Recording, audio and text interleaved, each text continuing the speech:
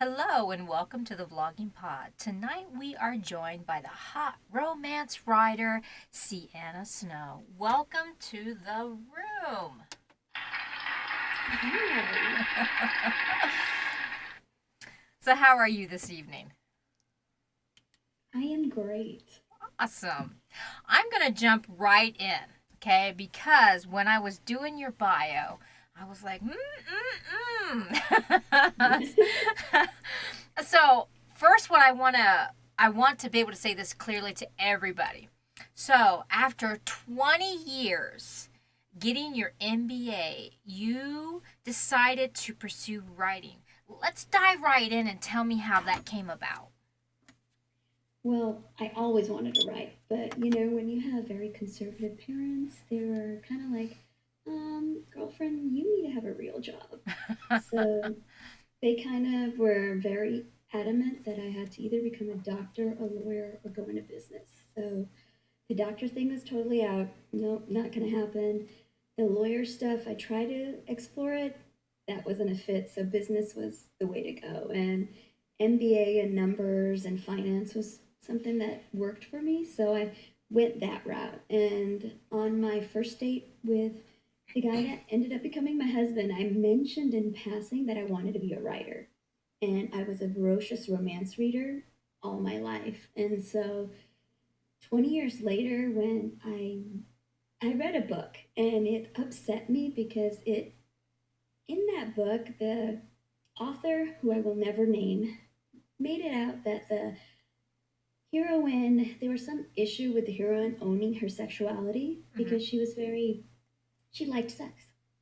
And something in there kind of irked me because it was like, the heroine was questioning her, that it was wrong to be so hypersexual. That's how she put it. And I was like, she's not empowering the heroine. And it made me so angry. Then I was like, so then my husband's like, well, then write your own damn book. And I was like, you know what? I will. And that was history. That's how it all happened. Nice. Mm-hmm. I That's, well, you know what? That's what a lot of people, I mean, maybe not in the same situation, but typically when we start reading, we become, man, I would have written it this way or I would have done it this way. And I think that's what inspires a lot of authors is wanting to rewrite the book, maybe in their own voice. Yeah, I think it's just like I've always wanted to write, and he knew I wanted to write. And at this stage in life, I was just like, yeah, it's time. And I didn't publish until I was 40. So it Wow. was, yeah, I was like, you can reinvent yourself at any age. Oh, yeah, I believe that. I totally believe that Mhm. as I'm verging on 50, but we won't go there. So tell me what the phrase Middle Earth means to you as far as what you like to read. Middle Earth. Well, whenever I think of Middle Earth, I think of fantasy in it, but for Middle Earth, when I read, well, For most of for the time, if I just for hear just Middle Earth, I'm just thinking of fantasy and, okay. Well, choking. for reference sake, Mhm. when I do research on you, I like to go Mhm. and look up old interviews that you've had Mhm. like way back, as far as I can Yeah. get them. Yeah. And you made a statement about what you like to read, and you said you wouldn't even care if it was in Middle Earth as fantasy. That this would Mhm. be, I'm generalizing, so don't take me Yeah. for word, but you were saying what you would like to read. So I was like, wow, that's an interesting concept. So, what would Middle Earth, if I were to say that to you, what would be a book that would pop out in your head with that phrase? It doesn't have to be The Hobbits, but Yeah. Well, so at the time and that book is still on my laptop. I was writing a fantasy, and it was kind of like a paranormal fantasy. It's kind of a hodgepodge, mm-hmm, and it was about this heroine that, and it was like a heroine's journey, and it was in this mixed world where it combines contemporary, the contemporary world mixed with an old world, and it was combining those two worlds. mm-hmm. And I created this like whole epic kind of fantasy that would kind of take on the Lord of the Rings with a bit of Game of Thrones, but with modern world mixed in. And that's what I was thinking of when I remember that when I Okay. said that. Well, okay, So, since you just elaborated, let me skip ahead mm-hmm, a few questions here in my little list. mm-hmm, With that in mind, because I found it interesting, because you write such hot romance with very empowering women, that mm-hmm. this caught my interest. So let's talk a minute about that dark fantasy. I hear that there's a book at the time. I guess had it put out that you wanted to write it in your future. So tell me a little bit about that. I mean, is it still? I mean, is it still in the process where it was when you first mentioned it? Has it made any progress? Do you still have any plans to go further with it? I still want to write it, but in the journey I am in the author world right now, it's not its time yet. Okay. Like I know I'm gonna write it, and I know I've got it planned out, but where I am in my journey, it's not the time. Okay. So when you did Mm-hmm. that first interview and you mentioned it, Mm-hmm. where exactly were you, and where are you now in comparison to then? It was at the beginning of my journey, Okay. and I was trying to figure out where I fit. Initially, when you're at what I call a baby author, you're trying to find, I want to do this, I want to do this, I want to do this. And I was kind of dabbling in every genre possible and trying to write. Hmm. And then I found my niche. Like, this is where I fit right now. I Right. will still write that book. I know I am. Actually, it's a series, and I know I'm going to write it because it's still calling at my heart. But now it'll be a little darker and a lot dirtier. So you've grown, and Mm-hmm. so things that you thought you were going to do then, you can see in a different light now because your progression as an author throughout the years. Correct? Oh, definitely, All right. All definitely. right. Awesome. I can get behind that. Mm-hmm. I can still say I'm a baby author. I don't know where I'm going half the time. Wherever my fancy feels at the time. So I would love to know how you deduce the ethnics and social backgrounds of your characters. Pretty much, it's the people around me. Okay. I have a very eclectic and diverse group of friends. Mm-hmm. It just happened. Like it, I've never had anything but this dynamic group of girlfriends in my whole life. They are amazing. And everywhere I've moved, I've developed friendships like that. It's just kind of just happens. And so I take bits and pieces of their personality and create characters, pieces of their husbands, their boyfriends, and I'm like, I'm going to make you part of my world. And that's literally how I do it. I even tell them, like, I'm going to use your husband as part of my world. And then she's like, okay. That's usually how it happens. So now Mm-hmm. you since you brought that up with your friends, that Mm-hmm. brings up another question. So, and it was further down the line, but we can bring it up. We can bring it up. We can Mm-hmm. keep it in context here. So, hot slices of romance wrapped around Mm-hmm. women characters infused in empowerment. How much of that would you say looms around yourself and the women you surround yourself with? A lot. A lot? I, yeah, I grew up, and a lot of my friends grew up with backgrounds where very patriarchal society. Mm-hmm. And it kind of growing up, we saw our moms and our aunts and our grandmothers and stuff come from backgrounds where they didn't have a lot of voice. And then we are a generation where we're fighting for our voice. We're fighting for our daughters to have voices, our nieces, our sisters, all of us. And I wanted to write characters where you know, they're not always subjugated to things. Right. And these women, because I feel like, even the strong woman can have a happily ever after. And, it's not atypical, it can be atypical circumstances. You can have an alpha guy. You still want to have that alpha guy, but you can also have a strong woman in that mix as well. You Right. don't always have to have the damsel in distress. She can also rescue him in the process. Right. I can get behind that. I can Hmm. totally see that. Um so As we're talking about how your characters relate to yourself and those you surround us, can you give us an point of interest, a certain character that maybe pushes more towards you? Okay, so I put a little bit of myself in a lot of characters. Mm-hmm. I think the one that's the most vulnerable, I would say, is this last character, Jaina, Okay. because I had a I had miscarriage. I personally I've had a lot of issues with my own father, Mm-hmm. and some of her vulnerability is a lot what I felt. Like when I wrote her, I didn't realize I would feel so gutted writing her emotions. And so in that situation, I was just like, "Oh my god, I can't believe I channeled that."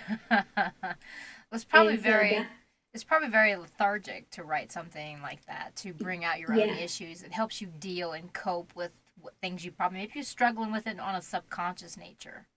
Mhm. And when I wrote it, I sent it to my editor, and then she goes, "I think this is my favorite character you wrote." And I was like, "Well, I cried at one scene that I wrote, and I didn't even realize it because I channeled all these damn emotions." And she goes, "Well, I could tell." Well, since we're talking character Mhm. building, let's linger to Vicious Prince. It's published Mhm. in August 19th, 2021, Mhm. from the Street King series. First, let's talk where the series started and then how the idea of Vicious Prince began, if you wouldn't mind. So the series started during the seed of the series started at the beginning of lockdown. When literally in March, when lockdown started in 2020, I was sitting at home with my teenagers. They went on spring break and it never ended.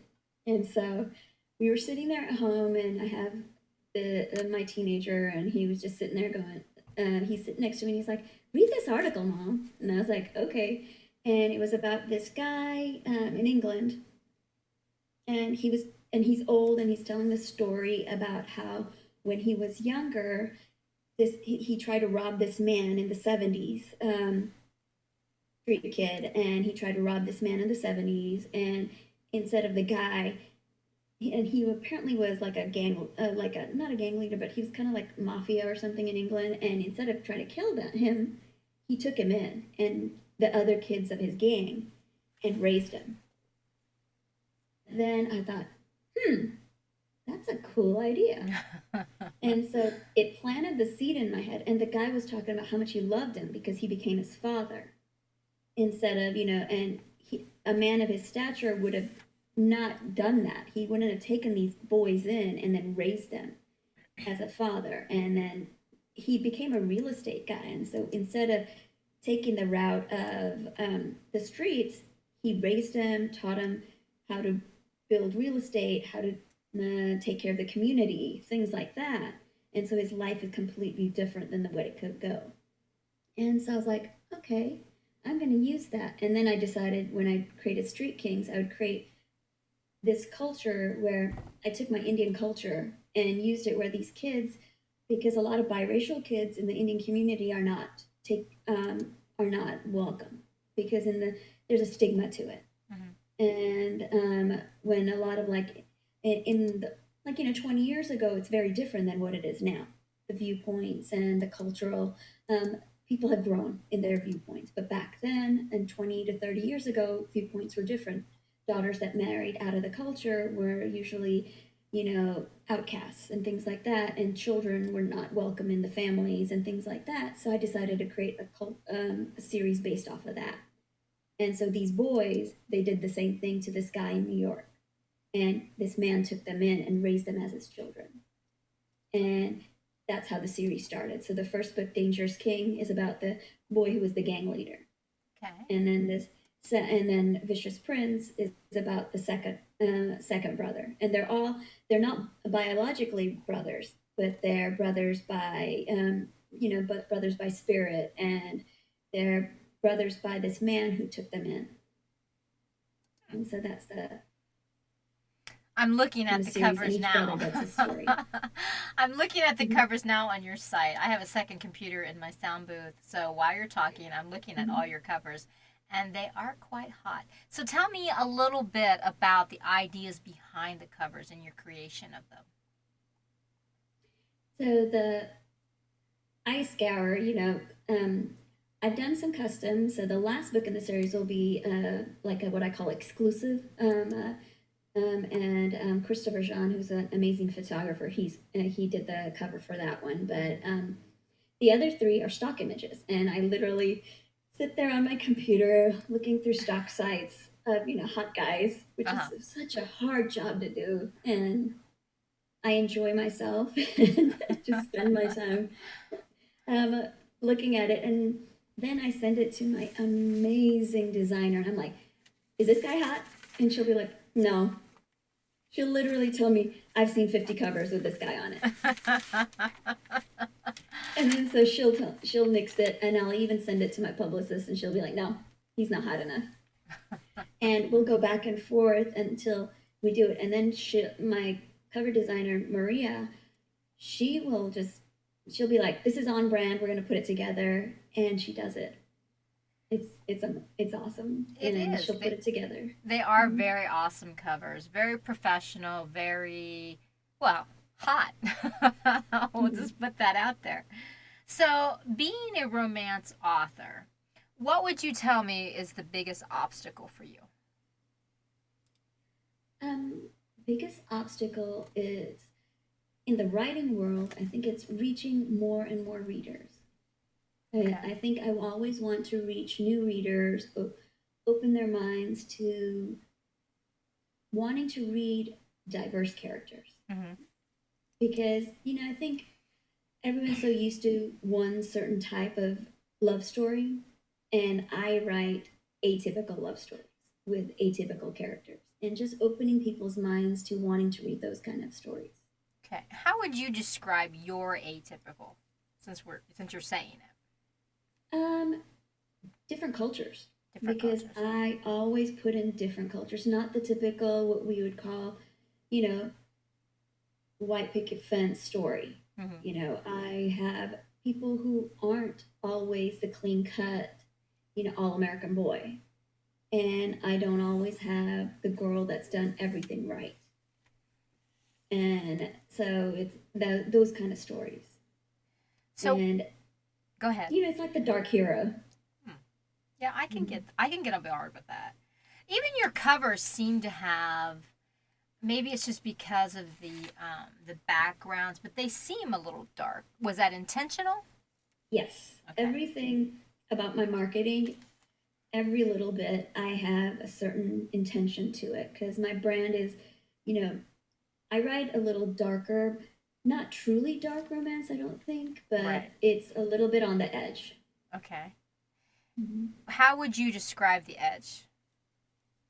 Um, they're kind of like heroes that they have a darker background where their circumstances were not always positive. They can be mafia. They can have backgrounds where they grew up on the streets, or they've done things in their backgrounds that are bad, or they continue to do stuff because that's their circumstance. Right. There is no way out for them, but they are still good men. I can see that. Those kind of things. Mhm. I can get behind that. So we do about a 20 minutes, but we have 2 minutes on the clock. So with us still starting out this new year of 2022, can you tell me what we're going to see more from you of this year, or what new do you have planned? I have a lot going on. A lot of mafia. Do tell. Yeah, so I have Deceptive Night coming out in about 3 weeks, and that is complete espionage and Ooh. mafia princess, CIA agent, and underground societies, all kinds of craziness. Then I have the sixth book in my Gods of Vegas series, Mafia King and Mafia Princess story, Dub Khan, all the tropes we love. Um, then I have another Mafia story coming out in May. Then I have another project coming out in October. It's craziness. I'm I've said yes to so many things, and it's a, but it's all mafia. It's this is my mafia year. Your mafia year. So Yeah. as I'm looking at your site, and this is the total off the hand asking of Hmm. question, I noticed that you feature you have the Master of Sin, the Dangerous King, the Vicious Prince, which I'm thinking these are all in the series, correct? Of Street Kings. So do Well, you? Master of Sin is not. That is Okay, it. That's the lead book in the Gods of Vegas series, okay, but the Gods of others are. Vegas. Okay, but you mentioned a few other series when you were telling me what's coming. How do you designate what's going to be featured on your site? Is that just what comes up, or do you have other pages that you feature your other series on your site? What I usually feature is the Gods of Vegas is my most popular series, so I always have Master of Sin always the first one because that's the lead into my most popular series, and Right. then whatever is currently I'm writing in, and Nice. soon I'll have the next series that I'm going to be promoting. It'll start coming up then soon. Awesome. So, one Hmm. final question. Where can our listeners find out more about you? Where can they get more information? And how can they get all the new stuff that's coming from you? How can they do that? I'm available wide. All my books are wide, so any platform you want to read on, I'm there. I am on Facebook, Instagram, TikTok. I'm jumping back into TikTok. I took a little break during the holidays because I had to kind of regroup my brain, and now I'm about to jump back in starting on Monday, and you'll see my crazy face there. And it's just kind of, I'm pretty much on all social media platforms.